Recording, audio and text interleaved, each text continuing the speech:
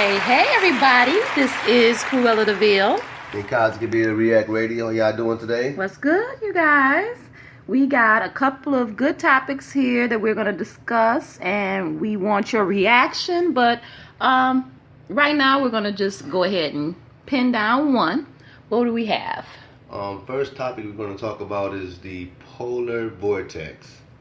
Okay, the winter storm. Yeah, the winter storm we just experienced all last week. Yeah, that had people out of work and kids out of school for a whole weekend today. Had the roads bad and had the governor call for a state of emergency in the state of Michigan. It was really bad. Yeah, it was really bad. It really was. You know, like you said, it was the kids were out. Some of the businesses did close up as well.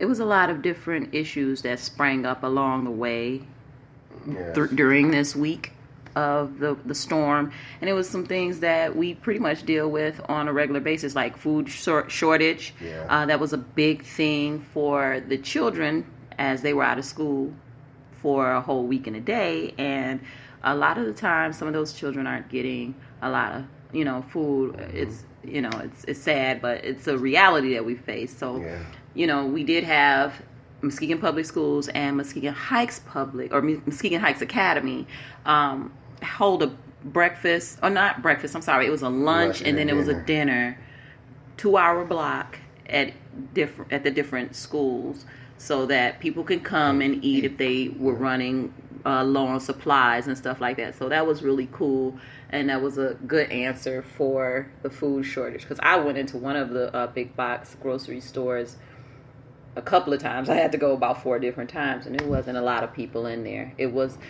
Nobody expected the storm to be that long, and I'm sure I wasn't the only one that just got caught out there with a couple of dry cupboards. So I had to keep going and getting stuff to replenish our supplies, but we made it through. Yeah, it was real. It got real last week. Yeah. Like I said, I had the option of not going to work and not counting against me and everything. But my thing is, if I'm going to utilize vacation days or things of that nature, then I felt like I'm not going to use my time off for a snow day. I felt like I could just, man up and bundle up and get out there and go get the money. So that's how I felt about it. But moving forward with that, Phil the groundhog did not see his shadow yesterday. So that means that we got spring is coming forward. So spring forward, Lord willing. Mm-hmm. And is there anything else you want to speak about? Well, I'm going to tell you guys, let me just hold up, time out, because I think time goes, we spring forward, I think, in March on the 10th or something like that. Yeah. So that's coming regardless. I'm talking about the weather, baby. Because if he saw, or he didn't see his shadow, that means that spring is coming early. Yes. Now, I know a lot of people are not superstitious and things like that. Forget y'all. I'm going to be superstitious right now, and I'm claiming that spring, because this was a rough past week that we had. I am not a big fan of winter. I'm a summer baby. I'm a winter baby, but I'm not a fan of it myself. But we live in Michigan, and it hasn't honestly been this bad in terms of weather, like the temperatures being below zero. As well as the accumulation of snow. It hasn't been like that since 1978, and I was only a couple of months old at that time when that happened. So I know pretty much a lot of people who may be listening to us that haven't reached my age have not experienced that before. So don't y'all get to saying that them babies could have went to school, because no, they couldn't have. We didn't go to school in those types of temperatures and stand at bus stops or walk to school in those blistery weather conditions. Don't do that. No. You probably walked to school in more snow, but not with the temperature being as low as it was. It was horrible. Yeah, horrible. It was hard just walking to the car, getting out the driveway. It was just really bad. Trying to go out there and shovel. Have to come in the house every 5 minutes to heat up. And some days you couldn't go out there and shovel because it was just too cold. You had to have it plowed. So I'm glad we got over that hump.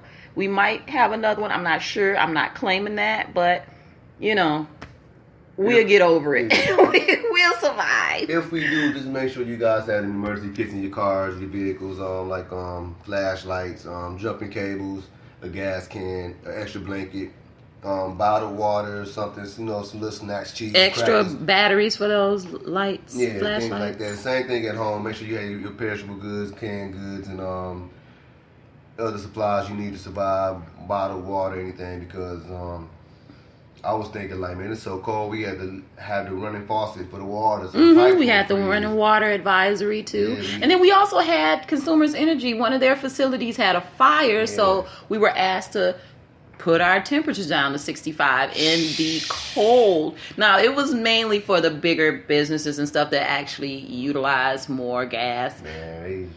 And they wanted to preserve for emergency places like the hospital and whatnot so that they wouldn't go out of their reserve gas energy.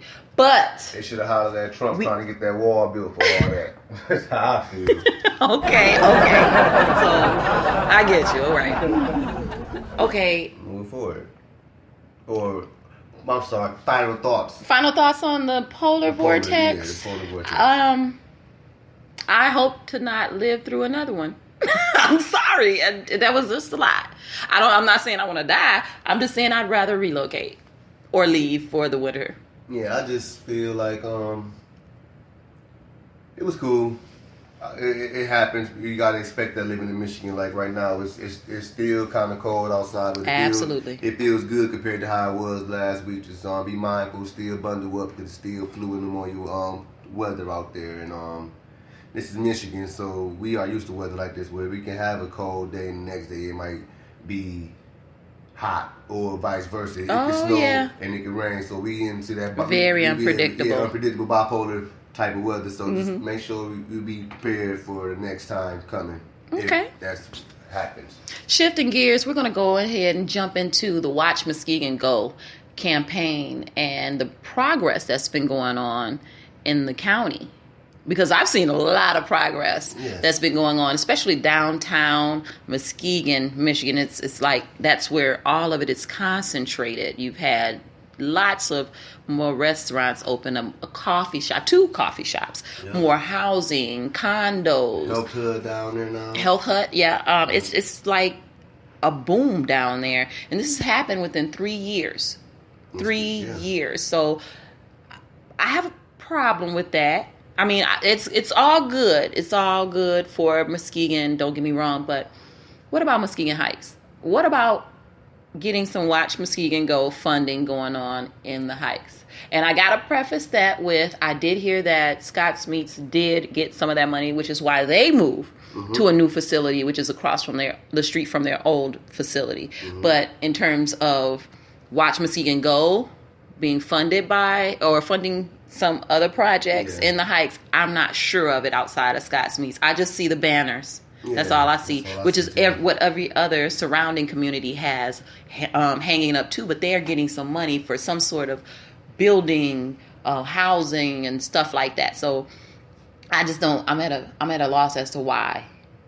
I believe because of the fact Muskegon Heights is known for negativity, even though there's a lot of positive things going on in the Heights that don't get talked about. But as far as the crime and the blight, lack of police force and all that stuff, and I believe companies and businesses and investors are scared to invest into the city of Muskegon Heights just because of the crime and all that stuff. But it comes down to us as a community, us as the people of the neighborhoods and the communities, as far as starting to speak up about things that you see as far as crimes, helping out with law enforcement, all that snitching stuff, that stuff dead, man. Like, we grown, you know what I mean? Like, we really have to start helping each other out if we want to see our communities be better for our children, the next generation that's coming behind us. We see so many of our children go to college and never come back. Yeah. We have had a lot of great talent come through this city, and because of the way that it is, they won't come back. They may come visit, but they won't come back. And then we have people here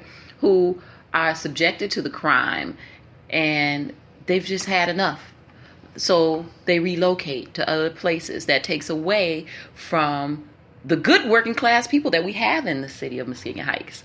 It's really sad, because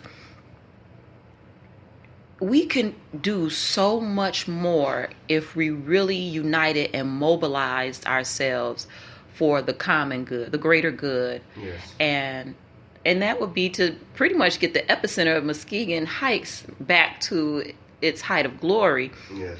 Rowan Park it looks a mess.